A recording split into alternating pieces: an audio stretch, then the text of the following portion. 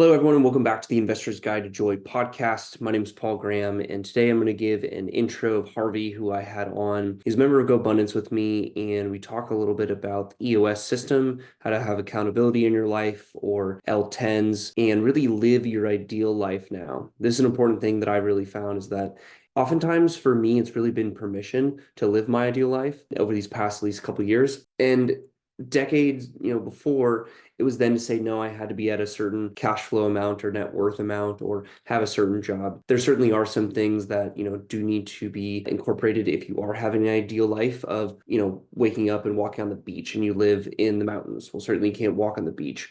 However, it's to then say, if that's your vision and your desire, what are the opportunities and things that you need to do or that you can go towards that then allow you to then walk on the beach every morning? So I've actually seen that sometimes where individuals will simply give themselves permission, say, you know what, I'm just going to go live, at this place with the beach and find a job, make a community, change my life, right? The other would potentially be, hey, I'm going to get a remote job and do the same. And then the other would be, my ideal life would be, doing that as much as possible, walking on the beach, say every morning. And I do that by, say, having, 10 trips a year to different beaches across the country. And so it's simply to say that there are ways to mentally think about how to live your ideal day today. And even though you may desire for it to be the beach every day, what do you really need? That need could simply be a walk every day. And the perspective that you recognize that just simply walking each day has a transformational impact on your day. So throughout this episode, we've gone through a lot of great things, specifically joy in business as well,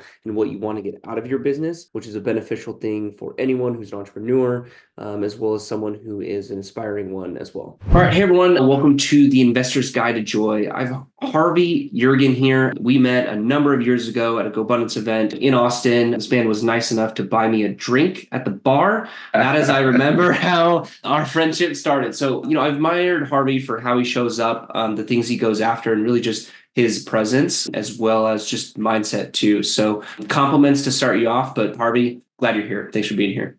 Yeah, thank you. I appreciate the kind words. Thanks for having me. Yeah, you bet. So, it's been exciting to see, your journey venturing into, a number of things. I mean, today you run, an EOS management business, essentially. What have you found in terms of like the mindset of other like entrepreneurs and business leaders as you are, talking to people? Because I would say that you have a good insight to not only like your own mindset, right, as well as like other people's as well. So want to see what might come to mind. Yeah, I'm a full-time EOS implementer. If you don't know what EOS is, go look it up. Go look up the book Traction.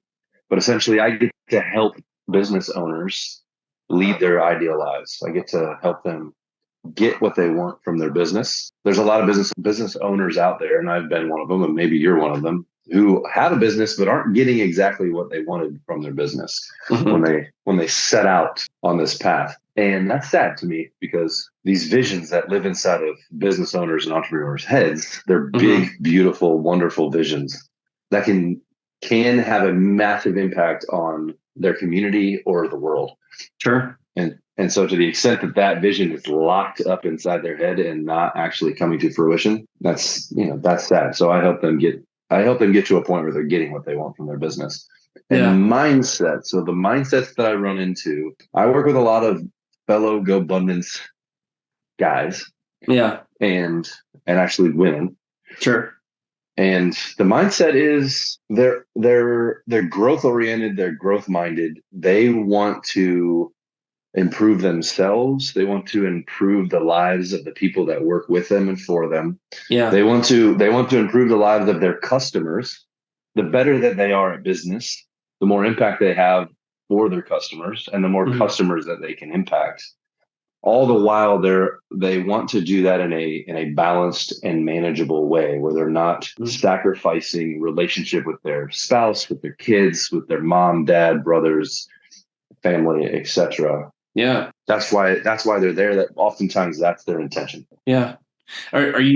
Do you find yourself like doing almost like life set or almost like mindset coaching or giving like perspective as you're doing some of these like implementations, or are you kind of just, more the like systems process piece? The EOS implementation process is a process where you install a set of simple tools and Okay. timeless concepts and Sure. practices. It's not all systems and processes, but it is a framework on which to run your business better. Now, through that process, it is hard to implement these tools without fundamental mindset shifts, because in implementing EOS in your business is a fundamental shift in the way you do business. It's a shakeup. It's a big Yeah. time shakeup, and it Yeah. forces people to be vulnerable, to lay all their crap out on the table and allow their teammates to call them out on stuff and hold them accountable. And when these tools are implemented, transparency and clarity in the business just goes up. All the issues, problems, obstacles, things that you've been burying and hiding, problems that were in the back of your mind that you were hoping would just go away and never do. Yeah. Everything comes to the forefront. Everything gets smoked out. Sure. And so a lot of times you're left there feeling kind of naked.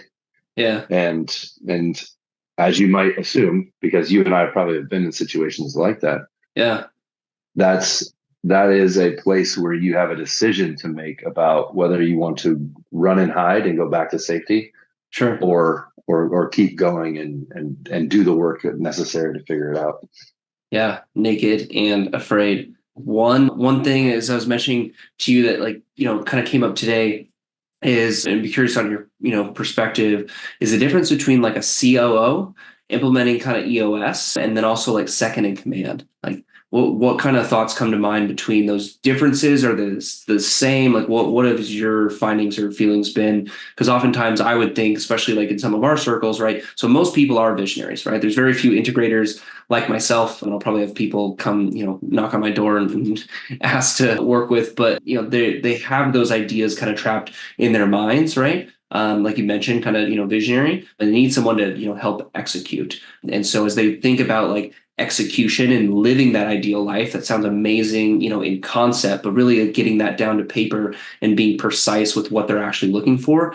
What are those three kind of buckets? Are they similar? Are they different? What have you found? What do you think? That's right. So if you've read Rocket Fuel, which is another book in the EOS library, which I highly recommend, there's stats in there that are very alarming about the number of integrators that are actually out there. And then the subset of integrators that would actually be a match for you, Mr. or Mrs. Visionary, is even smaller. So yeah, you should put your number out there. Yes. So the reality is, step one, realizing that if you're an entrepreneur and you are a visionary, you really need this complementary skill set.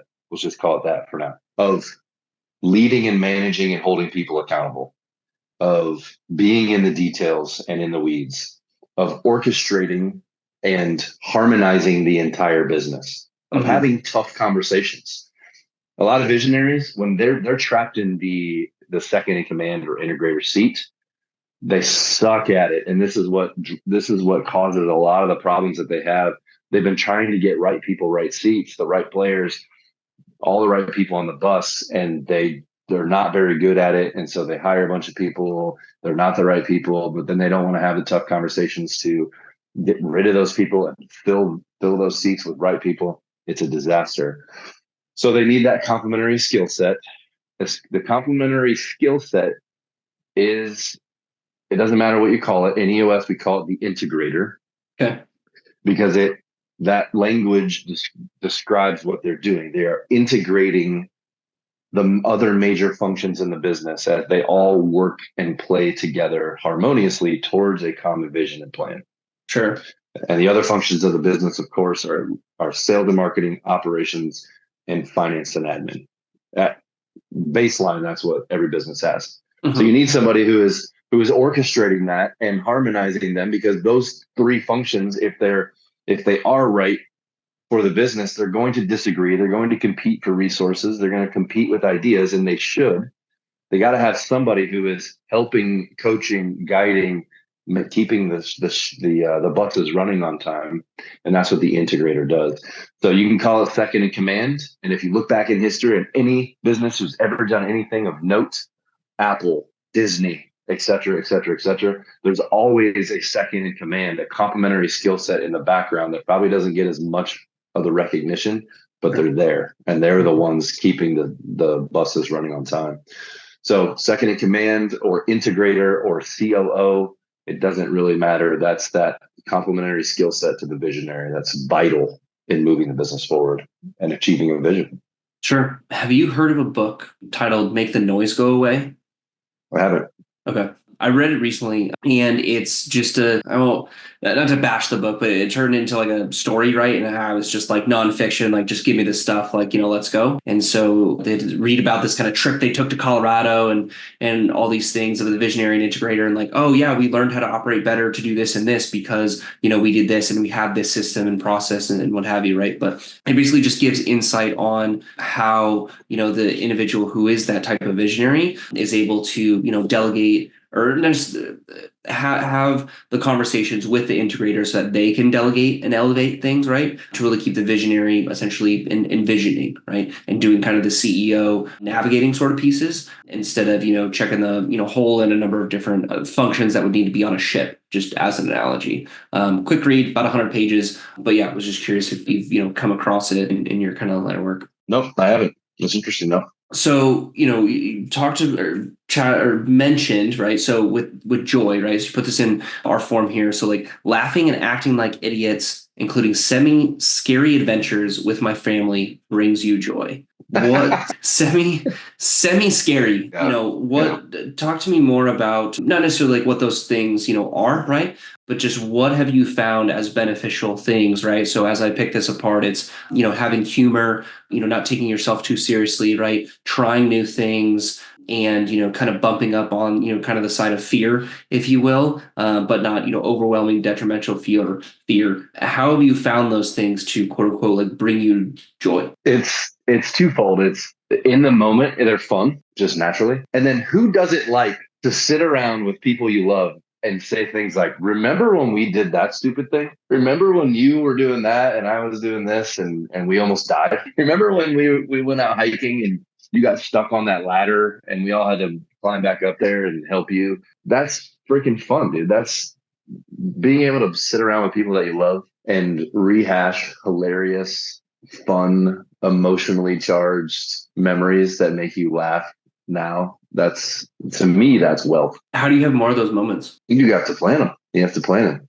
I mean, you use tools like, even EOS tools or the one sheet is part of GoBundance or some way of setting goals and intentions, figuring out what you want, first of all. So asking good questions to figure out what you want in life, which sounds like an easy question, but oftentimes is the hardest question. Yeah. And then going and getting it. And the way to go and get what you want is to write down what you want to do and then hold yourself accountable to doing that. Break it into smaller chunks and go do it. How have you found that you've changed those things you might have written down? So for example, you're like, hey, I'm going to, be on a, softball team or something, right? And you just, go after it. But then later you find out that, hey, this isn't like my sport or what I want to do. You get injured, something like that, right? Like that sort of emotional process is sometimes detrimental, right? Depending on the thing and how much it's important to you and things like that. So for the things you write down and those things changing, how have you found to give yourself grace, be at peace with those things and just let, life evolve? Because you've had, a number of like career sort of evolvements with yourself, right? So you may not have predicted EOS, years ago, right? Or maybe you did and you won the lotto, but, talk to me more about what that process has been like. Yeah, not easy, but very, very necessary and something I'm proud of. I don't know how else you figure out exactly what you want to do for the rest of your life or what you want to do when you grow up, unless you try some things and are willing to bail on something that isn't the right fit, that doesn't feel right, isn't what you thought it would be. That took me a while. I've always been okay, I guess above average okay, being willing to go try something completely different and making like a wild change. Yeah. It's just kind of the way I'm wired. But it did take me a long time to come to grips with, accept, be okay with failures.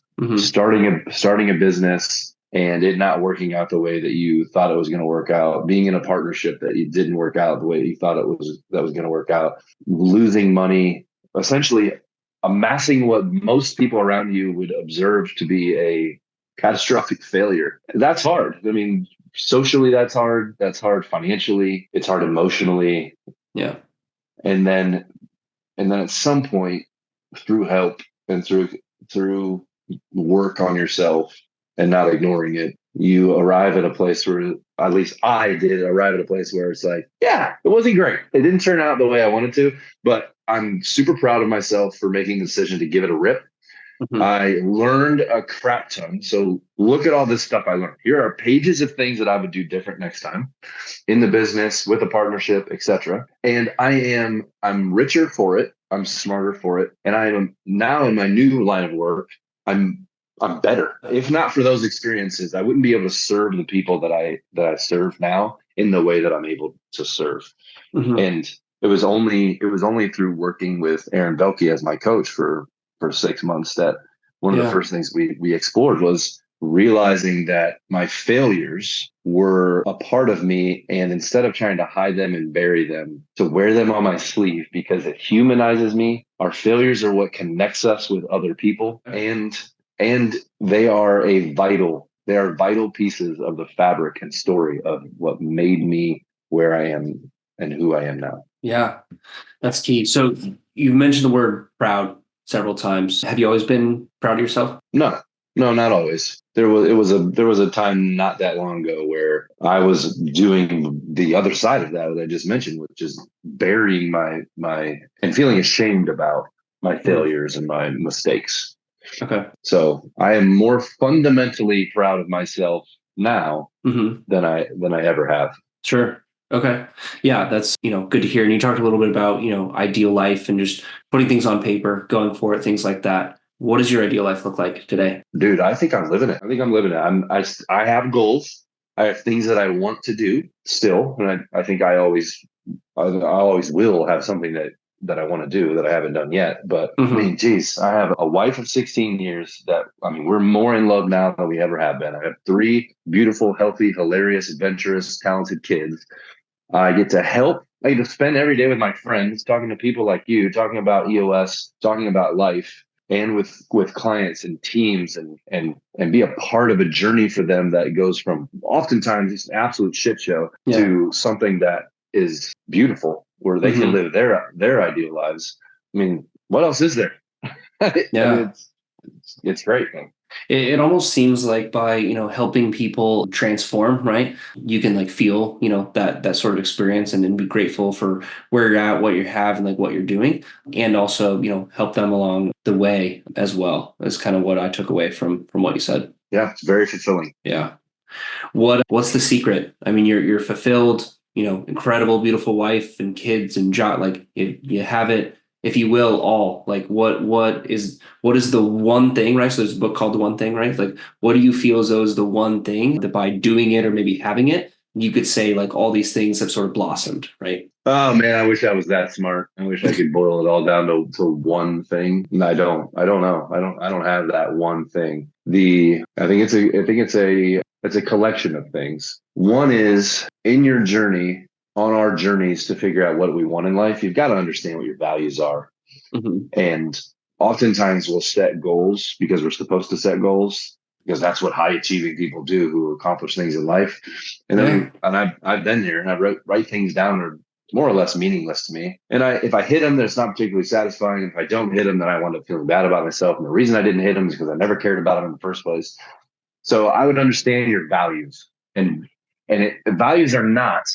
I'm not talking about I'm caring, I'm authentic, I'm hardworking. I mean, what is your criteria of the things that you say yes and no to?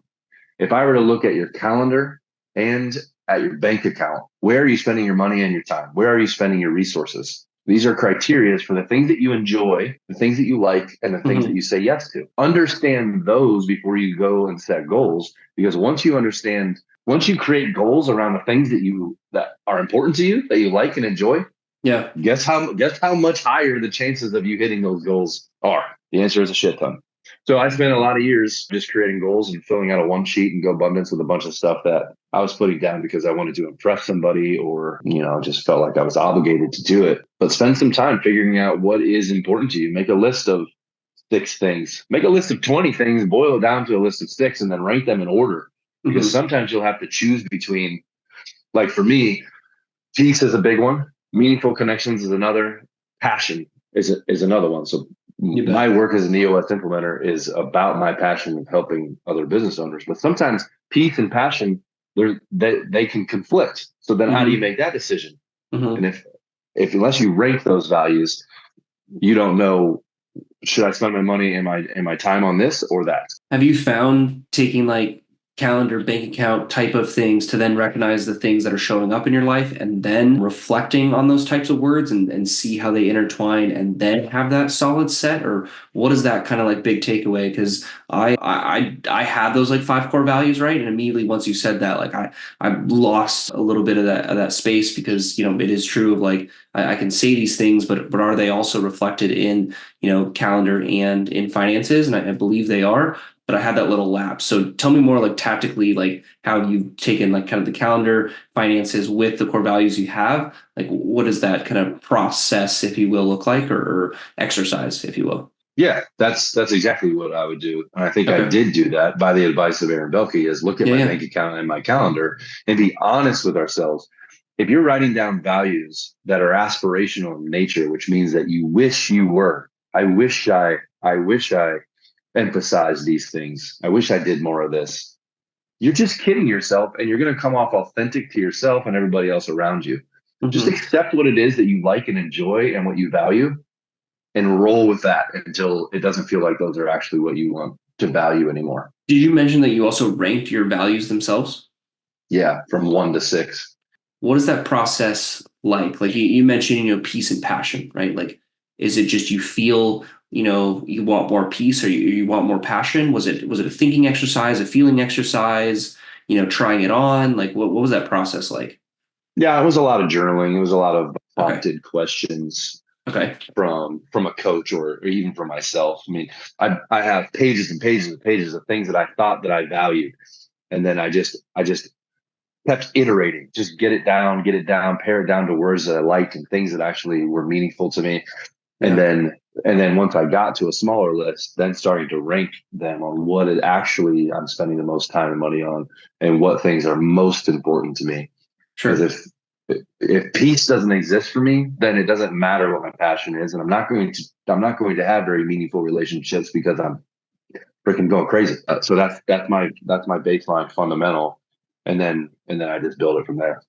Okay. Yeah.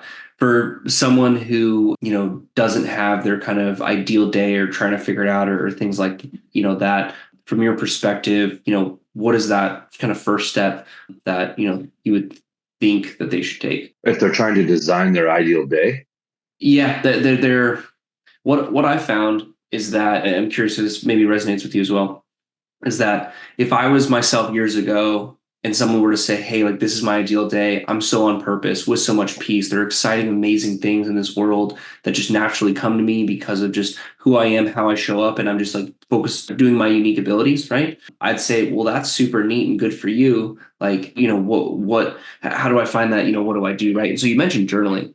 And so, you know, I'm just curious, you know, what that kind of looks like for an individual of years ago, at least for like myself of what I'm thinking and potentially for you too, of, you know, how to uncover pieces of your ideal day. Because if you have those small pieces in your ideal day, those things compound, right? You make those yeah, small things that then, you know, bring, I believe, you know, more joy in your life. Because if you do things that bring you joy, look, you have more joy, right? It's a math equation of sorts. So, yeah.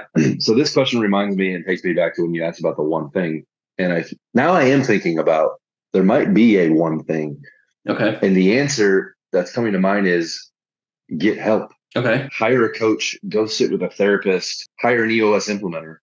Sure. It's because I didn't think of this stuff on my own. Yeah. Okay. I understood that maybe I wasn't satisfied now, and or I understood that I didn't know myself as well as I wanted to, or I understood that let's take your example. I'm super young.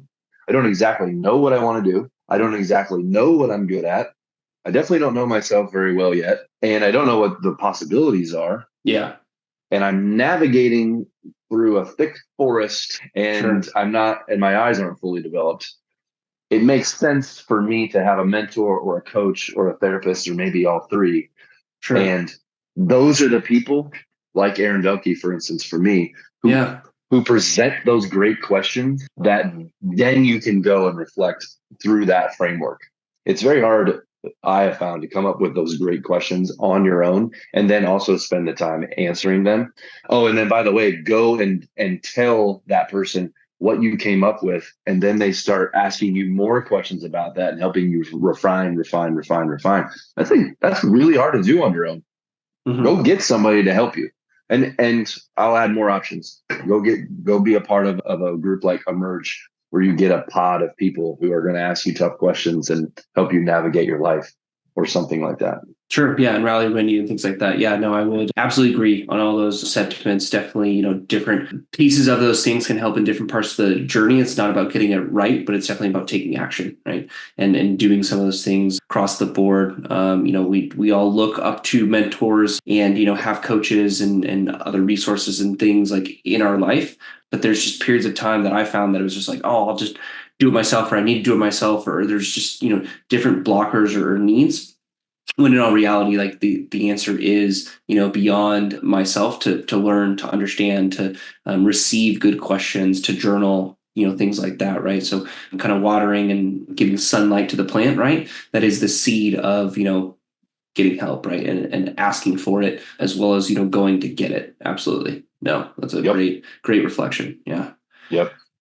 So one thing that's big, at least for myself, in terms of the investor's guide to joy, right, is like, just like as a hike, right, there's a guide with little tips and tricks and vantage points and things like that, right? So what is one thing that you would put in this guide, right? Maybe it's a quote, maybe it's a perspective, maybe it's experience, something like that you've really found on your path, as you become an accredited investor, that other individuals, whether they're accredited right now or they're on their path to, should really know.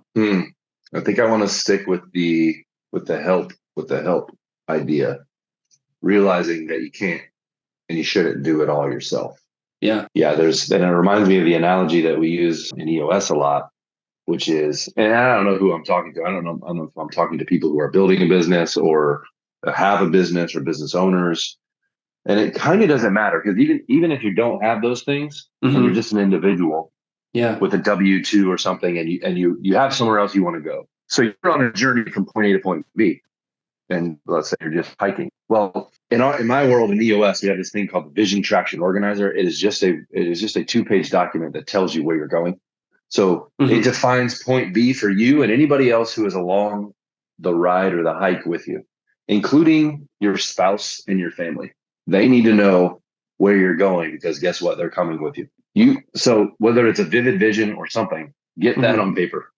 That defines where you're going. And then you've got to know who is responsible for which part of that journey. So if you're on a long hike, and you know where you're going, let's just assume you're not out there by yourself. Let's say you have a small team of people. You've got to know who's responsible for navigating, who's responsible for setting up camp, who's responsible for getting the food, who's responsible for cooking, whatever. Yeah. And I'm in my world in the US, this is an accountability chart, and it spells out who is specifically accountable for the various portions of this journey on our way from point A to point B. Sure. And even if you are a solopreneur or one person, create an accountability chart, because you'll soon see that there are things that have to get done in your world, in your business, in your life, that you are good at and love to do, and stuff that you hate to do and aren't very good at those. And then you focus on those and get somebody else to do them for you. Okay.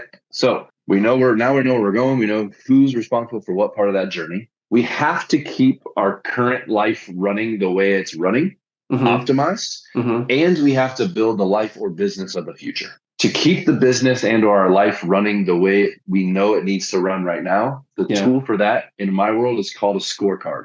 You might call it a habit tracker or whatever. It's a list of things that, if I do these things on a weekly basis, I'm running pretty close to optimize in my current life. The reality is, if you're on a journey to point B, you have to keep your current self optimized. So if you're hiking, you need to drink this much water, you need to get this many calories, you need to rest this long, whatever it is. You have to keep the current thing running. You also have to build the thing for the future. You have to take steps to build your life or business of the future.